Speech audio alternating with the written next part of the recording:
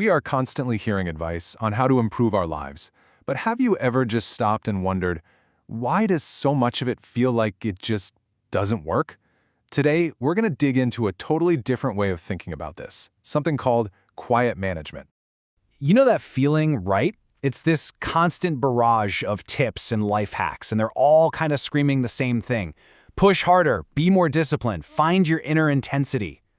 It's like trying to think in a room where a dozen people are shouting at you all at once. It's a lot.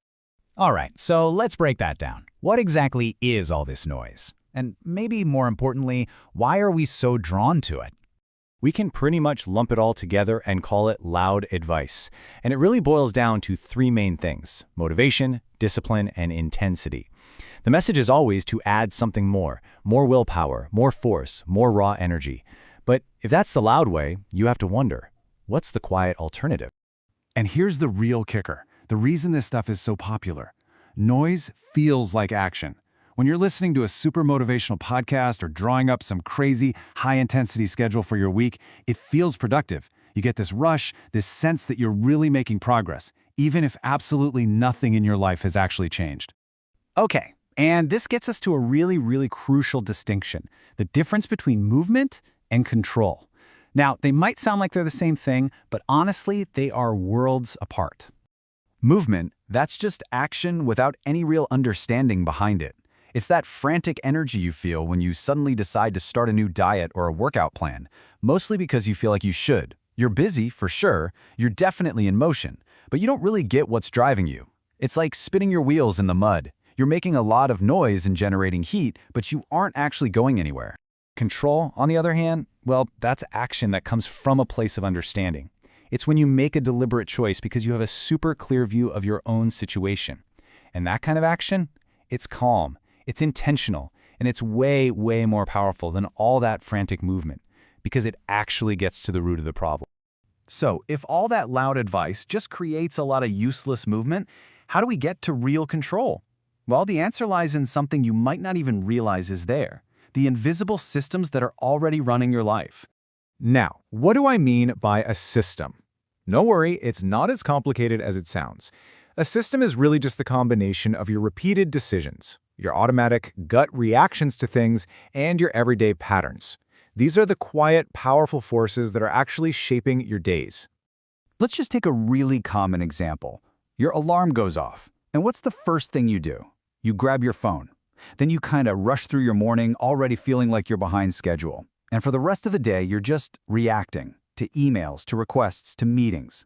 Does that sound at all familiar? See, that daily loop, it doesn't happen by accident. That's not random chaos. It's a perfectly functioning system, and it's designed, whether you meant for it to be or not, to produce the exact result you're getting right now. And here's the cool part. Once you see it as a system, you can stop fighting it and actually start to understand it. And that realization is what brings us to the solution, the quiet approach. The idea is, instead of shouting at our own systems, we need to learn how to talk to them on their own terms. It turns out our invisible systems, they just don't respond to things like pressure or motivation. You can't motivate your way out of grabbing your phone first thing in the morning. It just doesn't work. But they do respond to two things. First, awareness, just noticing the pattern without judging yourself for it. And second, small structural changes. For instance, what happens if you just start charging your phone in another room overnight? And you know, this points to the fundamental mistake that I think we all make.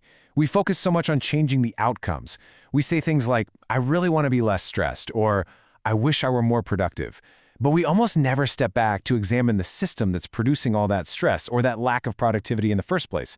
And that, right there, is the heart of quiet management.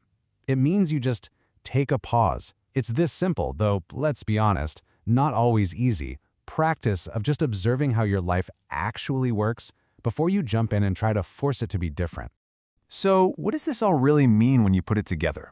It means we need to shift our entire perspective, to move away from this mindset of brute force and move towards one that's based on clarity. If there is one thing, one single idea to take away from all this, it's this: real, lasting control doesn't come from gritting your teeth and just pushing harder. It comes from the quiet, calm understanding of the systems that are already running your life. Once you have that clarity, the right actions often become, well, kind of obvious, almost effortless. And let me be really clear about something. This isn't a promise for fast, dramatic, overnight change. This is not another life hack.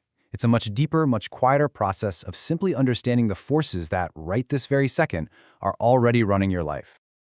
So I'm going to leave you with a question to think about. As you go about the rest of your day, just kind of take a look around at your own patterns. What invisible system is quietly running things for you?